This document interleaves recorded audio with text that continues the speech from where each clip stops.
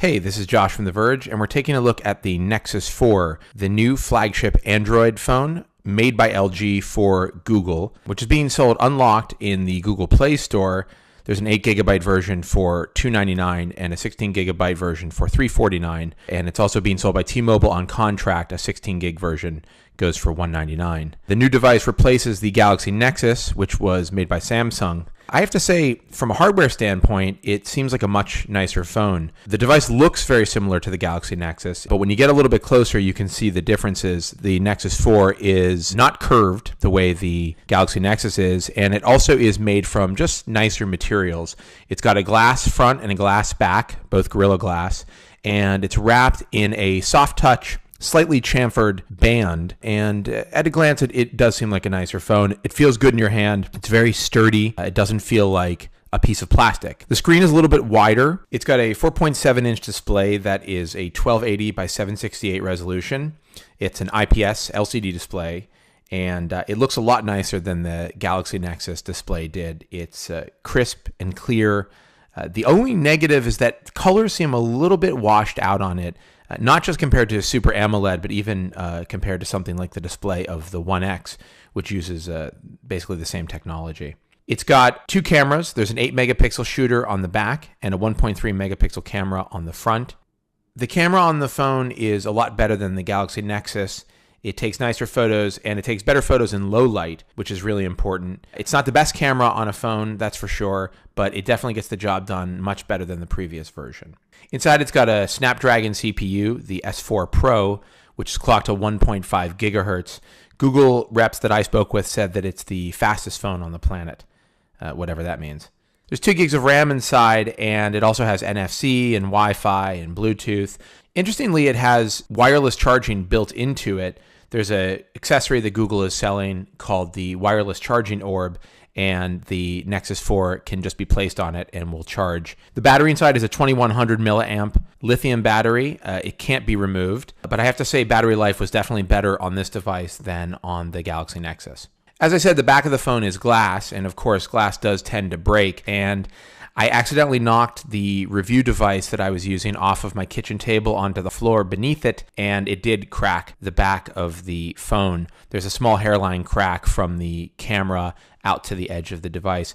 You can't really feel it, but it's there, and I think when I was at Google, Andy Rubin had a phone which had a cracked back as well. So that's definitely going to be something we're hearing about with this device, and is kind of a negative.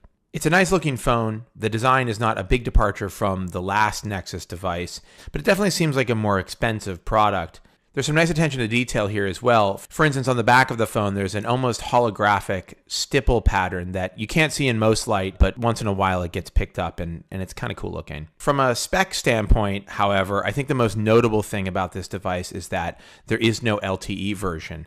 Now, that's not a very big deal if you live outside of America, but if you're in the US, where LTE is quite widespread now, it's kind of shocking. Now, in some areas, HSPA Plus is actually quite fast.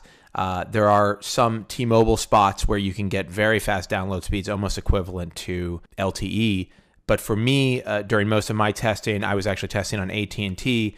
The fastest I saw was about 5 Mbps down on AT&T's HSPA network, whereas on a Galaxy S3 on their LTE network, I was getting 25 or 30 down, which is quite staggering and quite a staggering difference. The lack of LTE is a huge disappointment, making this not really competitive with the iPhone 5 or the latest crop of Windows Phone devices. As far as software is concerned, this phone is running the newest version of Android, which is Jelly Bean 4.2. It's a dot upgrade from the last version, but there are a handful of really interesting new features. For starters, they've added quick settings to the notification menu, which means you can access your most used settings pretty quickly. You can also get to this menu by using a 2-finger gesture swipe down on the notifications window, which is pretty handy. Google's also introducing gesture typing, which is basically their version of swipe, but it works in conjunction with regular tap typing on the keyboard, and in my testing was pretty good. I don't think the prediction is quite as good as swipe, but it's about 95% as good, which is basically good enough for me. The camera software has been updated significantly. Google has employed a really ingenious gesture-based interface for the camera.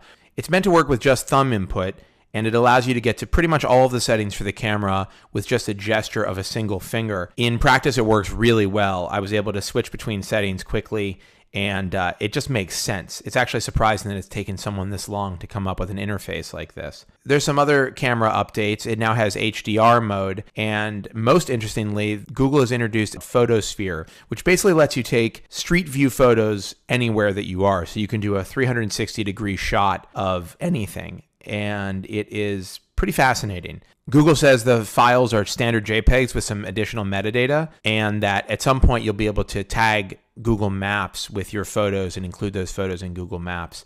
So coming soon to Google Maps, street view of your bedroom. Google's updated Gmail as well. After 4 versions of the software, they finally given it pinch to zoom or shrink to fit functionality for emails. The iPhone's been doing this for obviously years, and Windows Phone does it, and now Gmail has the functionality. They've also added a swipe to delete or swipe to archive function, which is quite handy. The company has updated Google Now significantly in this version of Android. There are new cards that can find beacons in your email for hotel reservations or flight details, and they'll show you those cards when the time is right. There's also a few other new additions, movie information, photo cards, and a handful of enhancements to the service. Google's also improved its search here and given it a little bit of a different look, kind of falling in line with the card style. And search is just excellent. Voice search in particular stands out here. It was unflinchingly good and fast when I was using it. All in all, this is a really nice upgrade from the Galaxy Nexus, but it's got some pretty big negatives working against it, at least for me. The lack of LTE is obviously a problem and will be a problem for a lot of users in the US. And the fact that it's got a glass back doesn't fill me with a great sense of excitement. Mine is already broken, and I assume a lot of users are going to be complaining about their backs breaking. And I don't know what kind of plan LG or Google has in place for getting those backs fixed.